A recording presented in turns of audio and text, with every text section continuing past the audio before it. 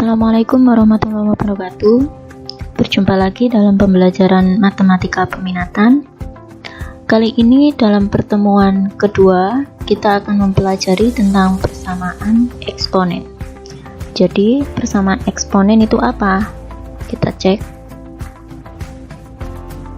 Nah, yang pertama definisi persamaan eksponen. Persamaan eksponen adalah persamaan yang eksponen atau bilangan berpangkatnya dan bilangan pokoknya memuat variabel atau salah satunya. Nah, di sini ada beberapa contoh persamaan eksponen. Yang pertama ada 4 pangkat x plus 2 sama dengan 32 pangkat 2x min 6. Jadi di sini 4 sebagai bilangan pokok atau bilangan utama dan x plus 2 nya ini sebagai eksponennya. Kemudian ada y plus 5 sama dengan y plus 5 pangkat 5y min 1 sama dengan y plus 5. Jadi tanda-tanda dari persamaan eksponen adalah selalu memuat tanda persamaan atau tanda sama dengan. Nah, di sini artinya apa? Jadi contoh yang pertama artinya adalah persamaan eksponen yang eksponennya atau bilangan berpangkatnya memuat variabel x. Jadi di situ ada suatu variabel x. Kemudian contoh yang kedua yaitu persamaan eksponen di mana kedua-duanya yaitu bilangan pangkat dan bilangan pokoknya sama-sama mengandung variabel yang sama yaitu y. Jadi ini adalah dua jenis persamaan eksponen. Kita ke yang pertama, jenis persamaan eksponen. Jadi ini ada beberapa penyelesaian persamaan eksponen. Yang pertama, perhatikan di situ, ini adalah suatu teorema atau sifat. Jika a pangkat fx sama dengan 1 dengan syaratnya a harus positif atau lebih dari 0 dan a tidak boleh 1, maka penyelesaian dari model persamaan eksponen yang seperti itu adalah fx-nya sama dengan 0. Nah, perhatikan contoh soal di sini. Jadi rata-rata untuk persamaan eksponen adalah mencari nilai variabel. Jadi kalian akan disuruh mencari nilai variabelnya. Tentukan nilai x yang memenuhi persamaan berikut. Perhatikan di sini. Jadi di sini ada 4x plus 5 sama dengan 1. Perhatikan di sini. Ini ada a atau bilangan pokoknya. Berarti a-nya ini adalah 4 ini sebagai a. Kemudian fx-nya di sini dia sebagai x plus 5 sama dengan 1. Ini adalah sesuai dengan rumusan yang pertama. Jadi soal ini sesuai dengan rumusan yang pertama. Penyelesaiannya adalah fx sama dengan 0. Jadi kita tidak perlu terlalu susah. Kita perhatikan saja rumusannya atau teoremanya. Perhatikan di sini, ini adalah fx-nya. Jadi ya fokus kita hanya di sini. Makanya di sini saya tuliskan, maka sesuai dengan teorema di atas penyelesaiannya adalah, jadi fokus kita hanya di sini, di fx-nya. Dirumuskan bahwa penyelesaiannya fx sama dengan 0. Maka di sini x plus 5 sama dengan 0 dan sudah ketemu nilai x-nya adalah negatif 5. Jadi nilai x yang memenuhi adalah x sama dengan negatif 5.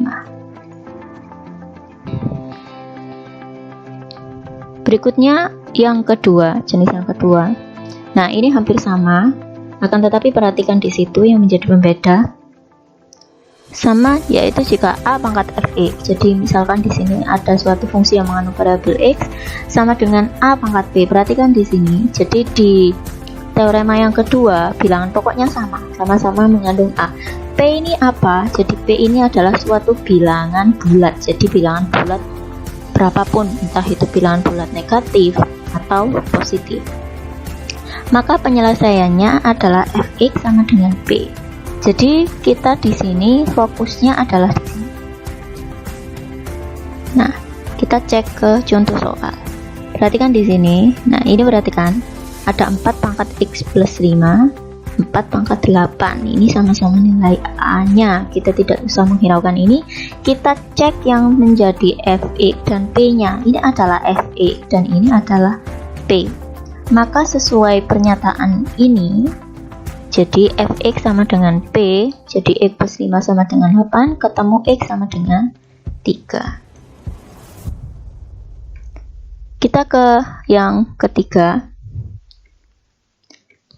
Nah, di sini jika a pangkat fx sama dengan a pangkat gx, perhatikan di sini bedanya dari 1 dan 2 tadi apa, Bu? Jadi perhatikan, ini perbedaannya dengan yang kedua. Jika yang kedua tadi persamaannya ini adalah pangkatnya bilangan biasa, tetapi di sifat yang ketiga ini persamaannya adalah sama-sama suatu persamaan yang mengandung variabel. Jadi di sini sama-sama mengandung variabel ya. Ada fx dan gx dan variabelnya juga sama. Maka penyelesaiannya adalah fx sama dengan gx. Lagi-lagi kita tidak mempedulikan bilangan pokok di sini. Kita ke contoh soal. Nah, perhatikan di sini. Ini adalah bilangan pokoknya. Dan yang di atas di sini adalah masing-masing bilangan eksponennya, atau ketika kita mencocokkan dengan teoremanya, maka 2x 5 ini adalah fx, x plus 1-nya adalah gx. Jadi penyelesaiannya 2x plus 5 sama dengan x plus 1. Kita kerjakan sesuai persamaan. Jadi ketemu x sama dengan negatif 4. Ini adalah HP-nya atau himpunan penyelesaiannya. Kemudian yang keempat. Nah, ini agak berbeda lagi. Jadi di sini berbalik dengan yang sifat yang ketiga tadi. Kalau yang ketiga tadi bilangan pokoknya sama, bilangan eksponennya berbeda. Nah, di sini adalah kebalikannya, di mana bilangan pokoknya ini berbeda, sedangkan bilangan eksponennya sama. Jadi ada A dan B ini berbeda, sedangkan fx-nya sama-sama fx. Maka penyelesaiannya adalah fx-nya sama dengan 0. Contohnya di sini, jadi ada 4 pangkat plus 6 sama dengan yang, perhatikan di sini ya. Jadi ini bilangan pokoknya berbeda, yang di sini 4, yang di sini 5. Tetapi di sini dia punya syarat bahwa bilangan eksponennya sama. Jadi cara penilaian seperti ini, ketemu x sama dengan 6. Nah, pertanyaan dari saya, bagaimana jika A dan B ini berbeda, kemudian bilangan eksponennya juga berbeda? Bagaimana penyelesaiannya? Misalkan ada A pangkat fx sama dengan B pangkat gx misalkan. Nah, silahkan dicoba cari penyelesaiannya sebagai poin tambahan. Kemudian yang kelima, nah ini agak banyak ya. Jadi misalkan ada suatu persamaan eksponen di mana bilangan pokok dan bilangan eksponennya berupa persamaan yang mengandung variabel tertentu, misalkan di sini variabel x. Apa yang harus kita lakukan dalam menyelesaikannya? Perhatikan di sini ada hx dan fx dan ini hx. Kalian tentu harus bisa membedakan dengan persamaan jenis berikutnya. Perhatikan di sini bahwa bilangan pokoknya adalah sama, kemudian bilangan eksponennya yang berbeda. Maka penyelesaiannya akan ada beberapa. Jadi ini yang satu soal yang bisa menghabiskan beberapa lembar penyelesaian. Jadi HP-nya tidak hanya dalam satu penyelesaian, tetapi ada 4 di sini. Yang pertama, kalian harus mencari HP-nya lewat fx sama dengan gx. Kemudian yang kedua, kalian harus mencari lewat hx-nya sama dengan 1. Kemudian yang ketiga, nah di sini hx-nya sama dengan 0 dengan syarat. Ketika hx ini diperoleh nilainya, kita periksa di sini apakah nanti nilai fx dan gx lebih dari 0 atau fx dan gx-nya positif. Kemudian yang keempat, ketika hx-nya sama dengan negatif 1 dengan syarat fx dan gx keduanya ganjil atau keduanya, maaf ya ini genap. Jadi keduanya ganjil atau keduanya genap serta fx-nya tidak boleh sama dengan gx.